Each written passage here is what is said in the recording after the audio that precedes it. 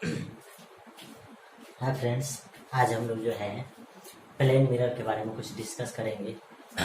Plane mirror में क्या होता है, कोई भी इमेज जो बनता है तो इसमें कोई भी इमेज जो होता है सीधा बनता है, और इसमें इमेज जो बनता है वस्तु जितना दर्पण के सामने होती है उतना ही दूरी पे क्या होता है इमेज भी बनता है। उसके बाद क्या होता है, ये जो होता है काल्पनिक इमेज बनता है। कैसा बनता है? काल्पनिक बनता है। हर ऑल टाइम जो होता है समतल दर्पण में काल्पनिक प्रतिबिंब बनता है। और क्या चीज बनता है? काल्पनिक प्रतिबिंब बनेगा तो वह सीधा भी बनता है, और जितना सामने वस्तु समतल दर्पण के रहता है उतना ही दूरी पे उसका कैसे बनता है इमेज बनता है। तो हम लोग आज जो है इसमें डिस्कस करेंगे कि समतल दर्पण में किसी वस्तु का जो इमेज बनता है क्या वह सच में उतना ही डिस्टेंस पे, जितना डिस्टेंस पे वस्तु समतल दर्पण के सामने होती है उतना ही डिस्टेंस से इमेज भी दूसरे साइड बनता है। तो यही डिस्टेंस चेक करने के लिए क्या चीज करेंगे, उसको प्रूव करेंगे। जैसे कि यहाँ लिखा हुआ डेरिवेशन ऑफ फॉर्मूला, उसका डेरिवेशन करते हैं। क्या लिखा हुआ है कि दिखाएं कि समतल दर्पण में बने प्रतिबिंब, क्या चीज? समतल दर्पण में बने प्रतिबिंब दर्पण से दूरी वस्तु की, क्या चीज? वस्तु की दर्पण से दूरी की क्या होती है, बराबर होती है। यानी कहने का मतलब क्या हो गया? कहने का मतलब हो गया कि ये हमारा अगर समतल दर्पण है, अगर मेरा वस्तु अगर इतना दूरी पे है तो इसका इमेज भी जो बनेगा कितना दूरी पे बनेगा, इतना ही दूरी पे बनेगा। और ये डिस्टेंस क्या चीज हो, आपस में इक्वल हो। इसी बात को हम लोग आज क्या करेंगे, प्रूव करेंगे। जैसे कि यहाँ देखिए,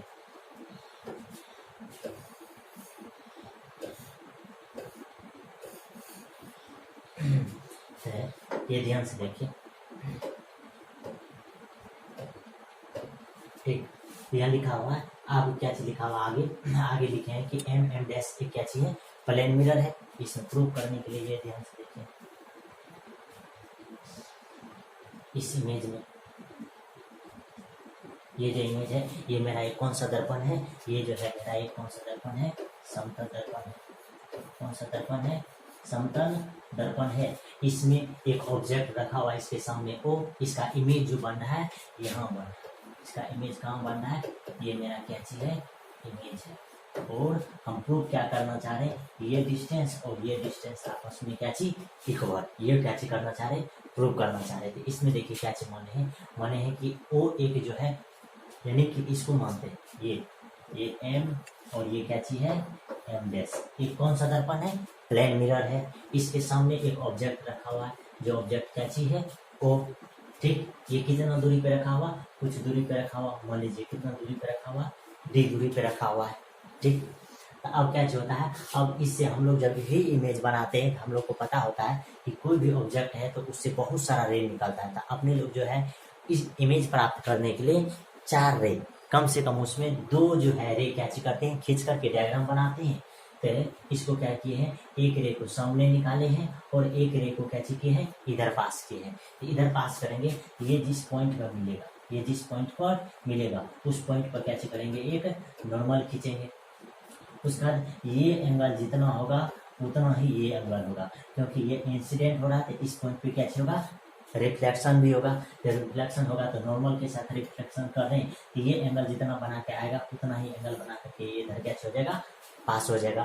तो ये एंगल आई और ये एंगल करते और आपस में क्या होगा, इक्वल होगा।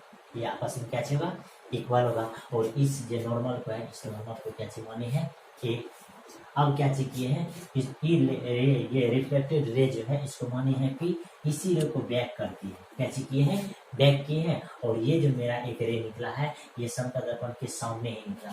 आपको पता होगा कि कोई भी समतल दर्पण है उसके सीधा अगर कोई भी रे को पास करते हैं तो वह डायरेक्ट क्या हो जाता है, पास कर जाता है। तो यही रे हम लोग क्या चुके हैं, यहाँ निकाले हैं। अब देखिए ध्यान से, ये रे को सीधा यहाँ पास किए हैं, ठीक। और ये रे को यहाँ मिलाए थे, यहाँ हम लोग को मिला है। तो मान लेते हैं कि ये मेरा क्या चीज बन गया है, इमेज। जब आपको पता है कि इमेज के लिए क्या चीज करते हैं कि जब एक रे निकलता है उस रे से अगर कोई रे टकराता है तो उसी पॉइंट को क्या चीज बोल देते हैं अपने लोग, इमेज बोल देते हैं। ठीक, तो ये हो गया। अब इसको क्या चीज करें, प्रूव करें। प्रूव करने के लिए ध्यान से देखिए, ये जो है मेरा एंगल, ये एंगल मेरा कौन सा एंगल बचेगा, एन, और इसको माने हैं बी, और ये क्या चीज ओ। ये दोनों का आपस में इक्वल होगा क्योंकि यहाँ लॉ ऑफ रिफ्लेक्शन लग रहा है। तो ये एंगल और ये एंगल आपस में क्या होगा, इक्वल। तो ध्यान से देखें, जिसे हम लोग शॉर्ट में यहाँ प्रूव करते हैं। ठीक, जैसे उधर करके प्रूव करते हैं। ठीक, ये तो ध्यान से देखिए क्या हो जाएगा। यहाँ के लिए ये दोनों एंगल आपस में, यानी कि आई क्या चीज, आई और आर आपस में क्या होगा, इक्वल। इसको मान लीजिए समीकरण एक। अब ध्यान से देखिए, आपको दिखाई देता होगा ये रे ऐसे करते हैं और ये रे को देखते हैं कि ये दोनों रे आपस में क्या चीज है, मेरा पैरेलल क्या चीज है, यानी बोल सकते हैं कि ओ एन ए जो है क्या चीज है, ये पैरेलल समांतर है। किसका, एन और बी का, ये दोनों आपस में क्या चीज है, समांतर है। जब ये दोनों समांतर होगा तो आपको पता है एकांतर कोण से ये कोण और ये कोण आपस में क्या चीज होगा, बराबर। तो ये कोण अगर आई है तो ये भी क्या चीज हो जाएगा, आई, ये भी क्या चीज हो जाएगा, आई। फिर इधर ध्यान से देखिए, इधर क्या चीज हो जाएगा, ये अगर आपका आर है तो ये भी आपका क्या चीज हो जाएगा, आर, क्योंकि यहाँ आपको पता है कि यहाँ क्या चीज लगता है, शीर्षा विमुख लगता है। ये अपोजिट एंगल से, तो ये एंगल आर है तो ये भी क्या हो जाएगा, आर। अगर ये आर होगा तो आपको पता है कि ये दोनों आपस में क्या चाहिए, समांतर, तो ये भी क्या चाहिए, आर। आप यहाँ प्रूव कर चुके हैं कि ये दोनों आपस में क्या चाहिए, बराबर। तो ये दोनों भी आपस में क्या हो जाएगा, बराबर हो जाएगा। जैसे ये दोनों इक्वल हो जाएगा, आप ध्यान से देखिए, ये कोण इक्वल हो जाएगा। और ध्यान से देखिए, ये एंगल और ये भी एंगल क्या हो जाएगा, इक्वल हो जाएगा। तो ये हुआ ए और ये हो गया क्या चीज, ए। उसके बाद ये भी ए है और ये भी क्या चीज है, ए है। अब ध्यान से देखिए, ये ए बी जो है ये इस एंगल ट्रायंगल में भी आता है और इस ट्रायंगल में भी आता है। तो ये आपका क्या हो जाएगा, कॉमन। तो हम बोल सकते हैं कि ट्रायंगल जो क्या चीज, triangle A O B, A O B, ये क्या हो जाएगा, कॉन्ग्रुएंट हो जाएगा कौन सा ट्रायंगल का, ए ओ डैश बी का। जैसे ये कॉन्ग्रुएंट हो जाएगा तो कॉन्ग्रुएंट का मतलब होता है कि सारा भाग का क्या चीज हो जाएगा, बराबर। यानी कि ओ बी बराबर हो जाएगा किसका, ओ डैश बी का। फिर देखिए ध्यान से, ए बी बराबर हो जाएगा किसका, ए बी का। फिर ध्यान से देखिए, हाँ ये ओ ए बराबर हो जाएगा क्या चीज, ये ध्यान से, यानी कि ए ओ बराबर किधर हो जाएगा, ए ओ डैश। यही तो आपको क्या करना, प्रूव करना था। ये आसानी से कैसे हो गया, प्रूव हो गया।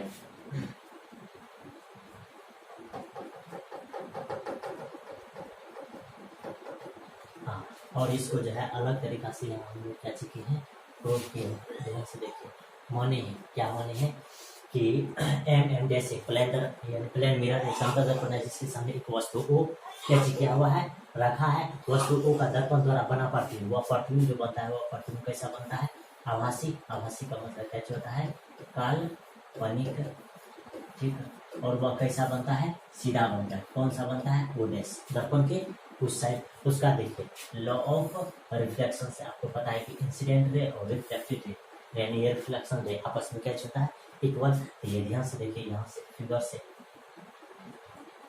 हाँ ये क्या चीज, फिगर से ही देखिए ध्यान से। फिगर में क्या क्या लिखा हुआ है, फिगर में लिखा हुआ है पी, उसका बी और क्या चीज एन, यानी कि ये एंगल और ये एंगल आपस में बराबर, जो बात आपको बताएं वही यहाँ लिखा हुआ है, ठीक। उसका यहाँ लिखा हुआ है क्या चीज, B P N, B B P P B N, ये एंगल। और कौन सा एंगल इधर लिखल है, ए ओ डैश उसका बी, यानी कि ये एंगल जो है इस एंगल के बराबर है। पहले ये एंगल इसका बराबर होगा और ये इसका बराबर होगा, ये दोनों के आपस में क्या होगा, बराबर हो जाएगा। वही बात लिखा हुआ है। ये पहला समीकरण, ये दूसरा समीकरण। उसका ये भी देख लीजिएगा एकांतर कोण से, ये कौन सा समीकरण हो गया, तीसरा समीकरण हो गया। यहाँ लिखा है कि इक्वेशन 1 एंड 2 एंड 3 से ये कैसे होता है, इक्वल होता है। अब इसी में अपने लोग क्या ले लिए हैं, यहाँ ले लिए ट्रायंगल में बता दिए कि वही कौन बराबर है, ठीक, तीन चीज। और जैसे ये होता है तो ये ए एस से ये क्या चीज है, कॉन्ग्रुएंट है। जैसे कॉन्ग्रुएंट होगा तो ये समांसम होगा, तो ये दोनों आपस में कैसे हो जाएगा, बराबर हो जाएगा, जो हम आपको पहले बताए हैं।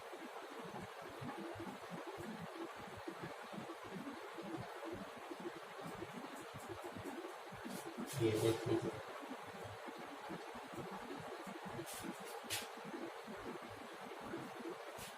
ये